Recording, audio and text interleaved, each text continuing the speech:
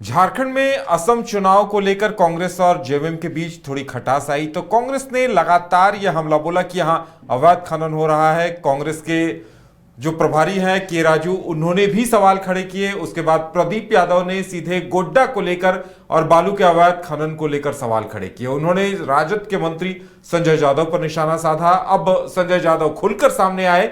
उन्होंने कहा कि अगर मेरे ऊपर यह आरोप साबित होते हैं तो मैं अपने मंत्री पद से इस्तीफा तक देने को तैयार हूं। अब यूं ही करते करते यह बात बढ़ गई। तेजस्वी यादव आया है। तेजस्वी यादव से भी इस मुद्दे पर बातचीत हुई तो तेजस्वी यादव ने कहा कि भाई सीएम हेमंत सोरेन निर्णय लेने के लिए काफी हैं। और वहीं दूसरी तरफ संजय यादव कह रहे हैं कि उन्होंने खुद इस बात को लेकर सीएम के पास गुहार लगाई है कि पूरे मामले की न्यायिक जांच कराई जाए। लेकिन इस पर अब बीजेपी ने हल्ला बोल कर दिया है। बीजेपी ने कई सवाल अब मंत्री जी के सामने और कांग्रेस के सामने रख दिए हैं कि इस पर खुलासा होना चाहिए। कहीं न कहीं यह मामला पेचीदा होता और उलझता हुआ दिखाई दे रहा है।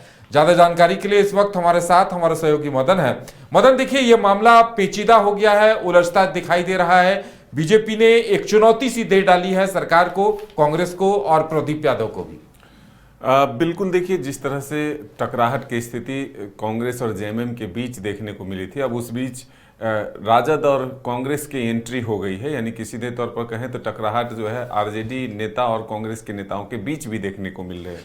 सबसे ताज़ा मामला है पोरैयाहाट विधायक कांग्रेस के प्रदीप यादव ने आरोप लगाया कि गोड्डा के कुछ जगहों से बालू की अवैध निकासी की जा रही है, जिससे 27 लाख रुपए जो है प्रतिदिन कहें तो उससे जो है नुकसान हो रहा है राजस्व का। अब इसके पीछे कौन लोग हैं और किसके दबाव में, किसके संरक्षण में हो रहा है, ये कई तरह के आरोप जो हैं वो लगे हैं।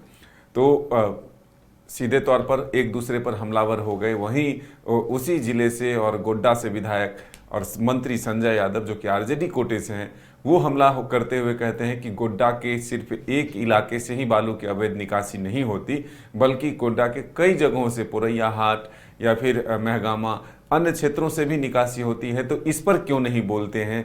सिर्फ एक जगह का अगर आरोप लगाते हैं तो मैं खुली चुनौती देता हूं, जांच करवाएं और अगर कहीं से भी कनेक्शन आता है तो फिर उसके लिए मैं तैयार हूं, सार्वजनिक रूप से राजनीति से भी अलग हो सकता हूं। इसी पर आज हमला बोलते हुए जो जेएमएम बीजेपी के पूर्व विधायक अमित जो हैं वो आज बीजेपी प्रदेश कार्यालय में अमित मंडल ने प्रेस वार्ता करते हुए सीधे तौर पर आरोप लगाया कि ये मौत का बालू जो है कब तक बढ़ता रहेगा। यानी कि हाइवा से प्रतिवर्ष 5,000 लोगों की मौत हो रही है। कोविड काल में उन्होंने तुलना करते हुए कहा कि 5331 लोगों की मौत कोरोना के समय में कोविड से हुआ। लेकिन अगर हाइवा से अवैध बालू के निकासी और जिस तरह से बेलगाम रफ्तार से हाइवा सड़क पर चलती है, इससे लगभग 4 वर्ष का आंकड़ा देते हुए उन्होंने कहा कि किसी वर्ष 4400, किसी वर्ष 4500 और अब तो 5000 को क्रॉस कर चुका है। तो ऐसे में इस पर लगाम लगाने की जरूरी है। और महालक्ष्मी ट्रेडर्स जो है वो किसके हैं, इसकी जांच होनी चाहिए। और अगर सार्वजनिक रूप से नाम घोषित कर दिए जाते तब समझेंगे कि हाँ, जांच जो है सही दिशा में होते हैं। मुख्यमंत्री हेमंत सोरेन का भी जिक्र करते हुए उन्होंने कहा कि सदन में भी बालू को लेकर कई बार ठोस आश्वासन दिए, लेकिन उस आश्वासन से धरातल पर कुछ नहीं उतरा। पोर्टल के माध्यम से बालू मिलना या फिर घर के निर्माण के लिए लोगों को मुफ्त में बालू मिलना, ये सब कई तरह की घोषणाएं जो है सदन के माध्यम से जरूर हुए, लेकिन वो धरातल पर नहीं उतरे। तो ऐसे में ये हम कह सकते हैं कि सीधे तौर पर अब के राजू के नाम भी लाए गए हैं जो कि झारखंड कांग्रेस के प्रभारी हैं। उनका जिक्र भी किया गया कि अवैध बालू का एक तरह से कट मनी जो है वो कांग्रेस के नेताओं तक या कांग्रेस के पार्टी को नहीं पहुंचा चुनाव में, जिसके माध्यम से खर्च होने थे। इसलिए अब कांग्रेस पार्टी भी इसमें हस्तक्षेप कर रही है, क्योंकि जो अवैध वसूली है वो पैसे नहीं मिल पाए। तो अब देखना होगा कि के राजू पर जब हमला बोला है अमित मंडल ने, तो इसका जवाब क्या कांग्रेस की तरफ से आता है। लेकिन सीधे तौर पर देखें तो कांग्रेस, आरजेडी और जेएमएम आपस में जो एक तरह से आरोप प्रत्यारोप का दौर चला रहा है, इससे सियासी इस बीच में मदन, जो बीजेपी ने चुनौती दे डाली है कि आप नाम का खुलासा करें, उसके पीछे कौन है, ये कहीं न कहीं इस पर सरकार को या फिर आरजेडी कांग्रेस को भी जवाब देना होगा।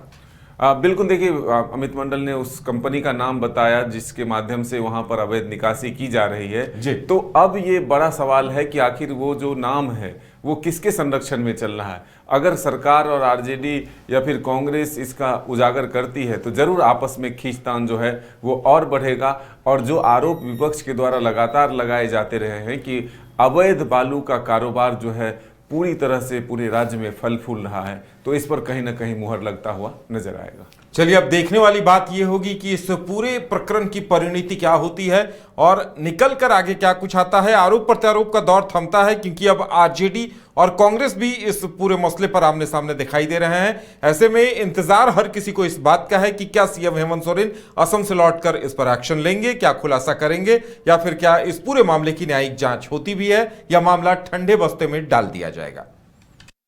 बायोम इंस्टीट्यूट नीट की तैयारी के लिए एक भरोसेमंद नाम। यहाँ अनुभवी फैकल्टी, स्मार्ट क्लासरूम और बेहतरीन टीचिंग मेथड से स्टूडेंट्स को मिलती है मजबूत तैयारी। यहाँ हर स्टूडेंट को मिलता है पर्सनल गाइडेंस और डाउट क्लियरिंग का पूरा सपोर्ट। नीट 2027 और 28 के लिए फेज 1 बैच 9 अप्रैल से शुरू हो रहा है। आज ही बायोम इंस्टीट्यूट से जुड़े और अपने डॉक्टर बनने के सपने को दे सही दिशा। बायोम इंस्टीट्यूट सिर्फ मेडिकल प्रिपरेशन का संस्थान।